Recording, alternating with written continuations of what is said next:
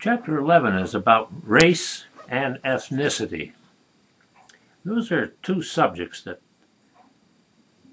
demand very careful examination. For example, the concept of race, most folks think of that in terms of black and white, of Asian folks, of Pacific Islanders, of people of a different color. And anthropologists have almost entirely rejected the idea of race as a useful method of classification of peoples on this planet, for very good reason. Almost all of us are of mixed race, and that we have discovered as a result of our capacity to sort out our DNA.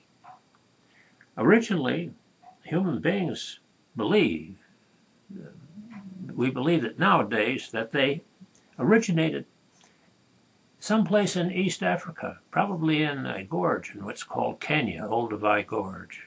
And those were the first human beings. 5 million years ago, a woman, upright, about 4.5 feet tall, they nicknamed her Lucy. Her bones were found in Olduvai Gorge. She may have been among the first of the people to walk upright, good sturdy bipedalism. Tool user, she chipped flint in order to make sharp edges for weapons and for curing hides. Well, Lucy came from Africa. That DNA stays with us. And almost all people share DNA from what we used to call different races. My own DNA carries a strong Asian component. I am from Eastern Europe. I'm a Ukrainian, and the Mongols stretched all the way 5,000 miles from Mongolia in East Asia all the way over to the gates of Vienna, and they stayed in the Ukraine and in Russia for almost 200 years. So it's very likely, because of my blood type and my DNA, that I have Asian characteristics in me. I'm classified as Caucasian. People say I'm a white man, but that doesn't mean an awful lot in terms of useful classification. DNA studies have made the uses of race very, very, very suspect, and people who employ race for reasons of a political nature or an economic nature frequently do so with intent, which is not really socially useful or socially respectable. So folks tend to ignore race. Having said that, here in the United States, folks who see themselves as black, they make up about 13% of our population. Hispanics, folks from Latin America and Central America, those folks live in our country, make up about 14-15%. Whites that we regarded as white, those folks that come from Europe and Northern Europe, Central Europe and Eastern Europe, they make up about 65%. All the others are very small percentages. Asians and Pacific Islanders, for example, only make up about 5% in our country. Now, you should know that there's another term employed in that chapter called ethnicity. And ethnicity has to do with nations and cultures.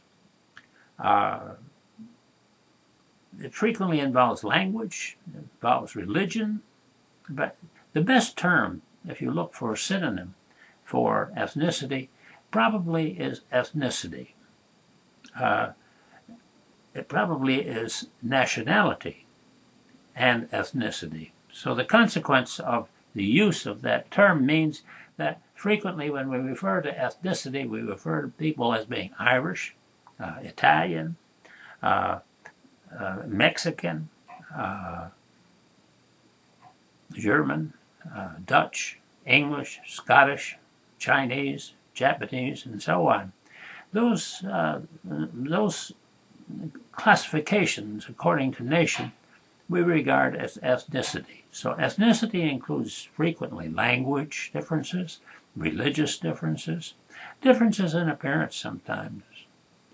So that chapter having to do with race and ethnicity has to do also with things concerned with social relations like discrimination, like prejudice and the sources of prejudice and the sources of discrimination. And there are different theories about why people discriminate and why people are prejudiced.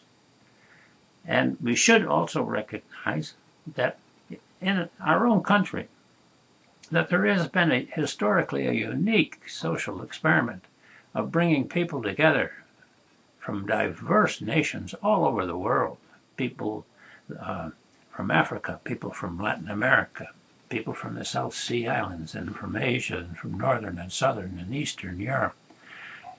These make up a collection of folks that we call pluralistic because many of them maintain their own traditions.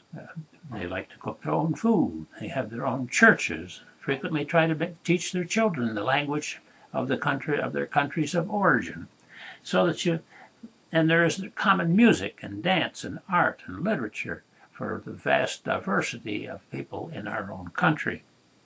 That diversity we call pluralism. That means that each of our groups, we would hope, are equal under the law. But that doesn't mean that they're necessarily equal in terms of our economy, in terms of our political structure. Some folks are more powerful than others.